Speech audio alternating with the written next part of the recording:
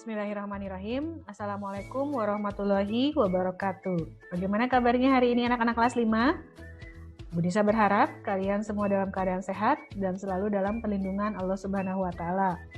Alhamdulillah, Bu Nisa hari ini bersyukur Allah memberikan kemudahan kepada Bu Nisa untuk bisa membuat video pembelajaran untuk kalian belajar di rumah.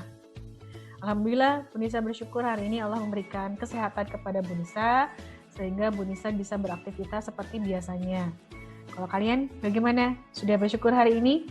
Mudah-mudahan sudah ya. Ingat, Allah berjanji kepada hambanya yang selalu bersyukur, Allah akan menambah nikmatnya. Ya, mudah-mudahan kalian semua menjadi hamba yang senantiasa selalu bersyukur dan ditambah nikmatnya oleh Allah Subhanahu wa Ta'ala. Amin ya Rabbal Alamin. Sebelum kita mulai pembelajaran, kita baca doa syukur terlebih dahulu. Angkat tangannya, sikap berdoa. Bismillahirrahmanirrahim. Rabbi auzidni an ashkura ni'mataka allati an'amta alayya wa ala walidayya wa an a'mala sholihan tardahu wa aslih li fi dzurriyyati inni tubtu ilaika wa inni minal muslimin. Amin ya Rabbal Alamin. Anak-anak, jangan lupa untuk selalu berdoa. Mudah-mudahan kita semua, kalian dan ayah bunda yang ada di rumah, bapak dan ibu guru, dan juga semua keluarga besar Darul Fikri, mudah-mudahan semuanya selalu diberikan kesehatan. Amin ya Rabbal Alamin. Anak-anak, hari ini kita akan kembali belajar bersyukur mata. Bagaimana? Kalau minggu kemarin Bu Nisa sudah memberikan kalian tugas, salah satu cara untuk bersyukur mata adalah dengan membaca tilawah, ya, membaca Al-Quran setiap hari atau membaca Umi setiap hari. Bagaimana? Sudah dikerjakan? Sudah membaca Al-Quran setiap hari? Sudah membaca Umi setiap hari? Nah, sekarang tugas kalian naik lagi nih tingkatannya nih. Kalau kemarin mungkin kalian membaca Al-Qurannya hanya sekali pada saat setelah selesai sholat maghrib sambil menunggu sholat isya. Nah, sekarang Bu Nisa minta kalian untuk membaca Al-Qurannya setiap setelah selesai sholat. Misalkan, setiap setelah selesai sholat. Setelah selesai sholat subuh, sholat duhur, asar, maghrib, dan isya. Pokoknya setiap setelah selesai sholat, zikir dan doa dulu, kemudian jangan cepat-cepat selesai. Ambil Qur'annya, ambil uminya, baca. Bacanya apakah harus satu lembar? Nah, boleh setengah halaman atau bahkan satu halaman lebih bagus yang sudah masuk ke Al-Quran. Kalau baca umi biasanya kan 7 kali ya, 2 kali juga boleh. Yang penting adalah kebiasaan kalian setelah selesai sholat itu zikir dan doa dulu, kemudian baca Al-Quran. Jangan cepat-cepat ingin main lagi ya. Ingat, sebagai bentuk bersyukur gunakan pemberian Allah dengan baik dan bernilai ibadah. Kemudian kita akan belajar karakternya adalah karakter teliti. Nah, Bu Nisa kemarin memberikan kalian tugas untuk mencari gagasan pokok dalam sebuah paragraf. Alhamdulillah, terima kasih untuk yang sudah mengumpulkan tugas dan Bu Nisa sudah memberikan nilai tugasnya.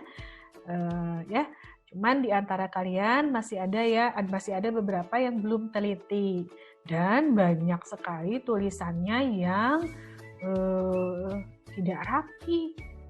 Mungkin kalian waktu belajar di rumah kemarin kebanyakan mengisi tugasnya lewat Google Form ya. Nah, sekarang kita biasakan lagi untuk menulis di buku tulis supaya tangan kalian terbiasa kembali menulis ya. Nah, Bu Nisa akan bahas kembali mengenai materi pembelajaran. Kalian bisa lihat share screen ini ya. Di sini Bu Nisa akan memperlihatkan contoh paragraf baru. Contoh paragraf baru sebentar ya. Nah, Bu Nisa akan mengulas kembali apa yang disebut dengan paragraf. Disimak baik-baik. Paragraf adalah kumpulan kalimat yang mempunyai gagasan atau ide pokok dan cara penulisannya menjorok ke dalam. Nah, ini yang sering kalian lewatkan. Kemarin waktu Bu Nisa memeriksa tugas, banyak sekali di antara kalian yang lurus aja gitu satu baris. Jadi tidak ada yang membedakan mana paragraf 1, paragraf 2, paragraf 3. Padahal di sini salah satu ciri dari paragraf adalah cara menulisnya menjorok ke bagian dalam. Ya, nanti Bu Nisa akan kasih lihat sampelnya, contohnya. Kemudian, gagasan pokok atau ide pokok terdapat dalam kalimat utama. Nah, kalimat utama. Kemarin beberapa di antara kalian ada yang menggarisbawahi katanya saja.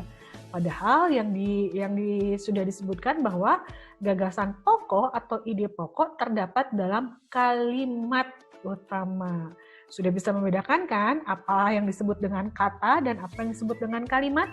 Nah, kalimat utama adalah yang terletak di awal disebut deduktif dan yang terletak di akhir atau induktif. Kemarin hasil evaluasinya banyak di antara kalian yang digarisin di awal sampai akhir, atau bahkan katanya saja, kata yang di depannya saja sama yang di akhirnya. Padahal kalimat utama itu hanya ada di awal saja, di awal paragraf atau di akhir paragraf. Ya, kita lihat contohnya. Nih, Bu Nisa punya sebuah teks nih. Nah, lihat. Ini judul, kasus DBD melonjak tinggi. Lakukan cara ini untuk melindungi keluarga. Nah, ini terdiri dari berapa paragraf? 3, betul ya. 1, 2, 3. Nah, penulisan paragraf baru itu harus menjorok ke dalam. Maksud dari menjorok ke dalam itu, nih, beda ya. Ini awal paragraf ini tidak ditulis di sini, tapi harus masuk ke dalam. Jadi kelihatan sama kalian, sama yang baca juga kelihatan. Paragraf 1 ada masuk ke dalam nih, virus corona atau COVID-19 bukanlah satu-satunya yang menjadi ancaman. Paragraf 2, salah satu penyakit berbahaya dan seterusnya. Paragraf 3, Kementerian Kesehatan melaporkan hingga 21 Juni angka 2020. Nah, ini sebagai salah satu ciri dari paragraf, ya. Penulisannya menjorok ke dalam. Nah, ini tidak rata ke sini, tapi menjorok ke dalam. Kemudian, yang dimaksud dengan kalimat utama bisa di awal disebut deduktif, bisa di akhir disebut induktif itu, misalkan nih, coba kita lihat paragraf 1. Virus corona atau COVID-19 bukanlah satu-satunya yang menjadi ancaman masyarakat Indonesia saat ini. Masih banyak penyakit lain yang tak kalah berbahaya dan mengancam kesehatan keluarga, terlebih saat memasuki pergantian musim atau pancaroba.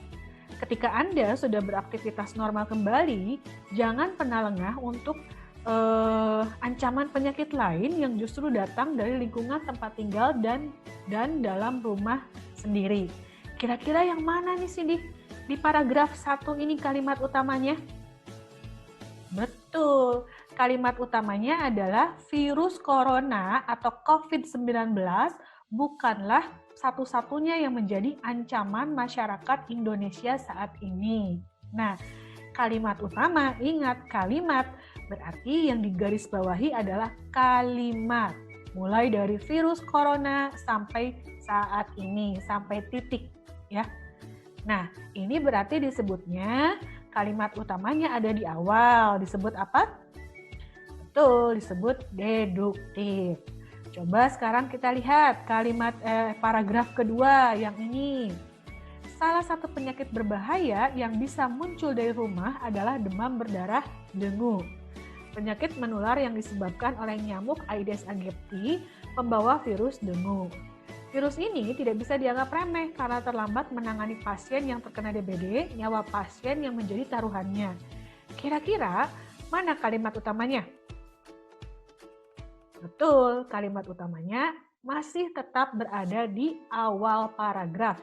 Yang mana? Yang ini. Salah satu penyakit berbahaya yang bisa muncul dari rumah adalah demam berdarah dengue, ya anak-anak. Nah, ini yang disebut dengan Bu Nisa ulangi. Ini yang disebut dengan paragraf 1, 2, 3. Ingat, cara menulis paragraf adalah harus menjorok ke dalam. Nih, ini ke sini lebih masuk. Ini salah satunya masuk. Nah, jadi kalian bisa melihat dengan jelas mana paragraf 1, 2, 3, dan seterusnya. Kemudian ingat, ketika yang ditanyakan kalimat utama, maka yang digarisbawahi adalah kalimat, bukan katanya. Kemudian ingat juga, kalimat utama itu ada di awal paragraf atau di akhir, tidak dua-duanya. Ya, oke anak-anak, itu saja yang bisa Bu Nisa share untuk hari ini. Alhamdulillah, hari ini kita sudah belajar syukur mata. Kalian punya tugas baru, yaitu membaca Al-Quran setiap setelah selesai sholat. Walaupun hanya setengah halaman atau membaca umminya sebanyak 2 kali, tidak apa-apa, tapi adalah kebiasaan kalian yang baru. Setiap setelah selesai sholat, baca Al-Quran. Oke? Hari ini kita belajar bersyukur mata, kemudian belajar karakter teliti. Nah, kemarin-kemarin masih ada yang mengerjakan tugasnya belum teliti. Sekarang lebih teliti lagi, lebih sungguh-sungguh lagi. Bu Nisa akan lihat nanti ya di pertemuan berikutnya. Kemudian ketika Bu Nisa memberikan tugas untuk menulis dengan rapi, ya, jangan acak-acakan. Tulisannya harus bisa terbaca oleh orang lain, ya.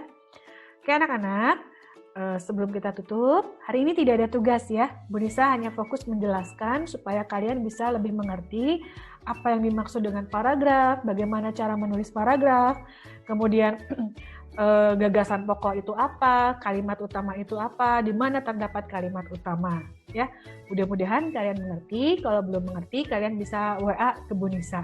Oke?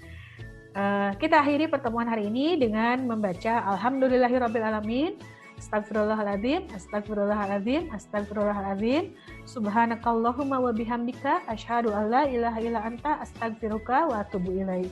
Assalamualaikum anak-anak.